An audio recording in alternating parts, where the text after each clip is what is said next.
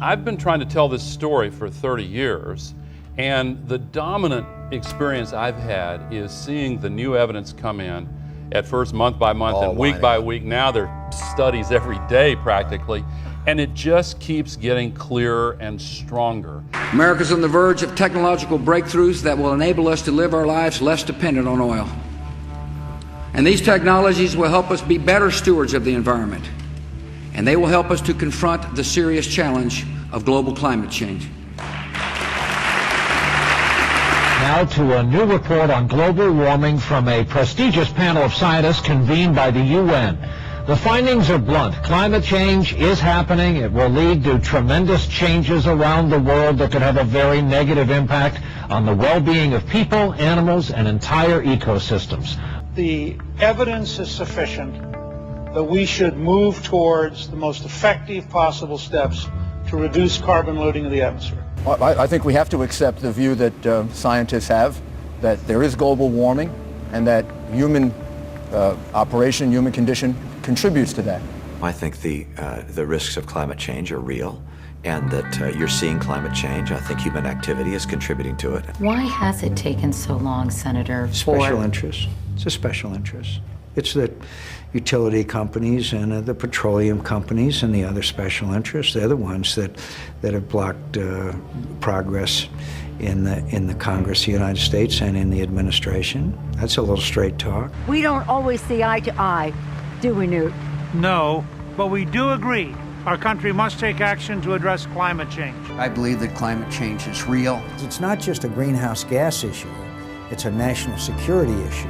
We have an obligation to future generations to take action and fix it. The Senate is going to do something today, beginning a debate on global warming, a comprehensive bill to deal with climate change that is favorably reported out of a Senate committee. The yeas are 48, the nays are 36. 3/5 of the senators duly chosen and sworn not having voted in the affirmative.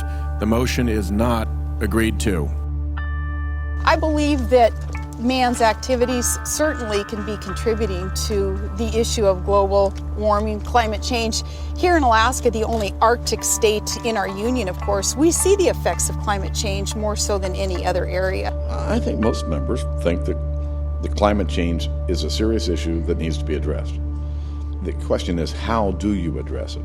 And we've never gotten into the debate and the discussion about the consequences of trying to deal with it. We need to ultimately make clean, renewable energy the profitable kind of energy. So I ask this Congress to send me legislation that places a market-based cap on carbon pollution and drives the production of more renewable energy in America. The sweeping climate change bill that's a top item on President Obama's agenda passed narrowly in the House of Representatives last night. Only 8 Republicans crossed the aisle to vote with most Democrats for the bill. 44 Democrats joined most Republicans in voting against it. Stolen emails from top researchers were posted online. Global warming skeptics saying those emails suggest that scientists may have worked together to manipulate global warming data. Defenders say those emails are being used out of context. President Obama has said that people are justified in being disappointed by the outcome of the Copenhagen Climate Change Conference last week. In an interview on U.S. television, Mr. Obama acknowledged that nothing had been done to achieve a significant cut in greenhouse gases. But he said that the non-binding agreement reached in Denmark was better than nothing. Top U.S. scientists urged drastic action today to slow global warming. For the first time, the National Academy of Sciences called for a specific change in climate policy.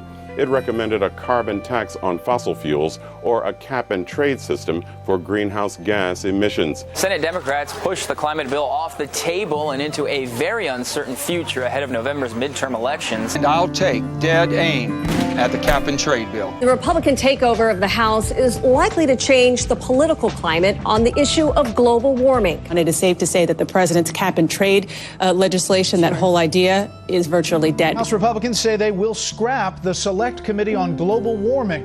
Speaker-designate John Boehner called the panel, quote, a forum to promote Democrats' job-killing national energy tax, also known as cap and trade. But when you have over 90% of the world's scientists who have studied this, stating that climate change is occurring and that humans play a contributing role, it's time to defer to the experts. Listen, when you make comments that fly in the face of what 98 out of 100 climate scientists have said, when you call into question the science of evolution, all I am saying is that in order for the Republican Party to win, we can't run from science. The science is not settled on this. And I tell somebody, I said, just because you have a group of scientists that have stood up and said, here is the fact, Galileo got outvoted for a spell. My view is that we don't know what's causing climate change on this planet, and the idea of spending trillions and trillions of dollars to try and reduce CO2 emissions is not the right course for us.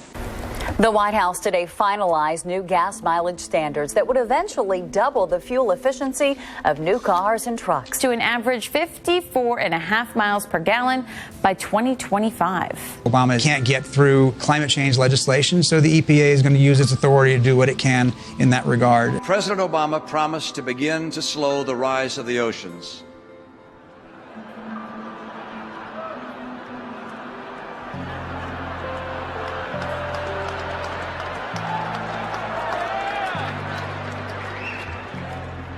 And to heal the planet.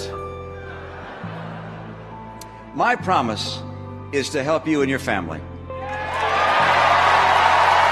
74% of U.S. Senate Republicans publicly question the science of global warming. But this is a challenge that does not pause for partisan gridlock. It demands our attention now. The age of the dinosaurs was dramatically warmer than this is right now, and it didn't cook the planet. And in fact, life was fine. Are you convinced that climate change is man-made? Well, I don't know that that is a resolved issue in science today. You do not think that human activity, the production of CO2, has caused warming to our planet? I do not believe that human activity is causing these dramatic changes to our climate the way these scientists are portraying it. Do you believe in man-made climate change? Democrats, 83% say yes. Republicans, 36% say yes. It is now more divisive than abortion. It has in recent years become ideology. It's become partisan. The Obama administration has just rolled out a new rule to cut carbon dioxide emissions from power plants. The proposal from the Environmental Protection Agency cuts CO2 emissions by 30% by 2030. Some Democrats in coal mining states want him to hold off until after the midterm elections in November. The world's top climate panel has issued its direst appeal to date on the need to stop global warming. In a new report, the United Nations Intergovernmental Panel on Climate Change says continued emissions of greenhouse gases will cause further warming and long-lasting changes in all components of the climate system, increasing the likelihood of severe, pervasive, and irreversible impacts. Scientists report that 2014 was the hottest year in recorded history for the planet, and that dates back to 1880. Satellite data demonstrate for the last 17 years there's been zero warming, none whatsoever. We are seeing these horrible the reports are now in Palmyra. They're executing people and leaving their bodies in the streets. Meanwhile, the President of the United States is saying that the biggest enemy we have is climate change. We've had one record-setting year after another as far as the heat on this planet. So I don't buy that, Joe. What do you mean you don't buy it? I just don't buy the fact. I don't buy the fact that it's a crisis. I don't buy the fact that it's a crisis. I just don't. I think that there'll be little change here. It'll go up. It'll get a little cooler. It'll get a little warmer, like it always has for millions of years. It'll get cooler. It'll get warmer. It's called weather. I think it's a big scam for a lot of people to make a lot of money. In my first inaugural address, I committed this country to the tireless task of combating climate change and protecting this planet for future generations. 2 weeks ago in Paris, I said before the world that we needed a strong global agreement to accomplish this goal. An enduring agreement that reduces global carbon pollution and sets the world on a course to a low-carbon future. A few hours ago, we succeeded. The question now, is this agreement just paper, or will it lead to crucial steps needed to make it something truly historic? Feeling the heat? So is planet Earth. Federal scientists announced today that 2015 was the warmest year on record, with land and ocean temperatures nearly 2 degrees above average. A major setback tonight for President Obama's climate change initiative. The U.S. Supreme Court stepped in to put the centerpiece of President Obama's climate change agenda on hold, pending the outcome of judicial appeals in the lower courts. Starting in November, December, January, all the way through April, each of those months have been the hottest in history. Last month was the hottest May ever recorded, the 13th straight month to set a new record. Trump's statement comes just a couple days after he released his first energy plan. He says he would, quote, cancel the Paris climate deal and promote more fossil fuels in the United States. It was the hottest June since record-keeping began back in 1895. Researchers say July 2016 was the hottest month in recorded history.